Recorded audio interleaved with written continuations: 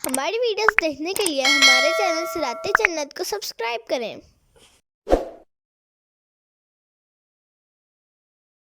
افمن یتقی بوجہہ سوء العذاب یوم القیامہ۔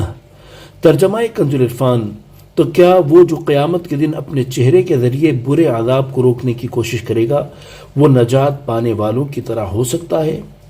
وقیل للظالمین ذوقوا ما کنتم تکسبون، اور ظالموں سے فرمایا جائے گا اپنے کمائے ہوئے اعمال کا مزہ چکھو۔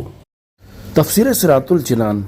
اللہ تعالیٰ نے ان لوگوں پر دو چیزیں لازم فرما دی جن کے دل اللہ تعالیٰ کے ذکر سے سخت ہو گئے۔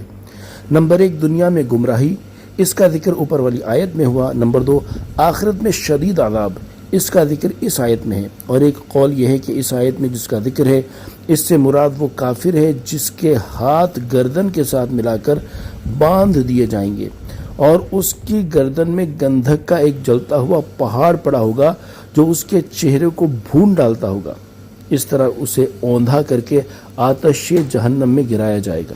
آیت کا خلاصہ یہ ہے کہ تو کیا وہ جو قیامت کے دن اپنے چہرے کو ڈھال بنا کر اس کے ذریعے برے عذاب کو روکنے کی کوشش کرے گا وہ اس مومن کی طرح ہو سکتا ہے جو عذاب سے مامون اور محفوظ ہو؟ ہرگز نہیں۔ اور ظالموں سے جہنم کے خازن کہیں گے دنیا میں جو کفر سرکشی اختیار کی تھی اب اس کا وبال و عذاب برداشت کرو۔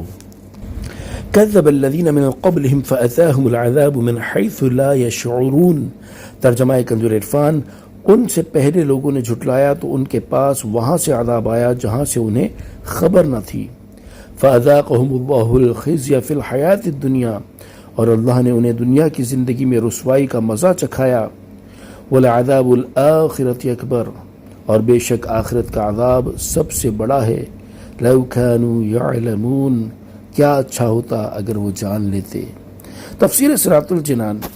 ان آیات کا خلاصہ یہ ہے کہ اے حبیب صلی اللہ تعالی علیہ وآلہ وسلم، جس طرح آپ کی قوم نے آپ کو جھٹلایا اسی طرح کفار مکہ سے پہلے کافروں نے بھی اپنے رسولوں کو جھٹلایا تو ان کے پاس وہاں سے عذاب آیا جہاں سے عذاب آنے کا انہیں خطرہ بھی نہ تھا اور وہ غفلت میں پڑے ہوئے تھے۔ اللہ تعالیٰ نے انہیں دنیا کی زندگی میں رسوائی کا مزہ چکھایا کہ کسی قوم کی صورت مسخ کی، کسی کو زمین میں دھنسایا، کسی کو قتل اور جلا وطنی میں مبتلا کیا، کسی پر پانی کا طوفان بھیجا اور کسی پر پتھر برسائے۔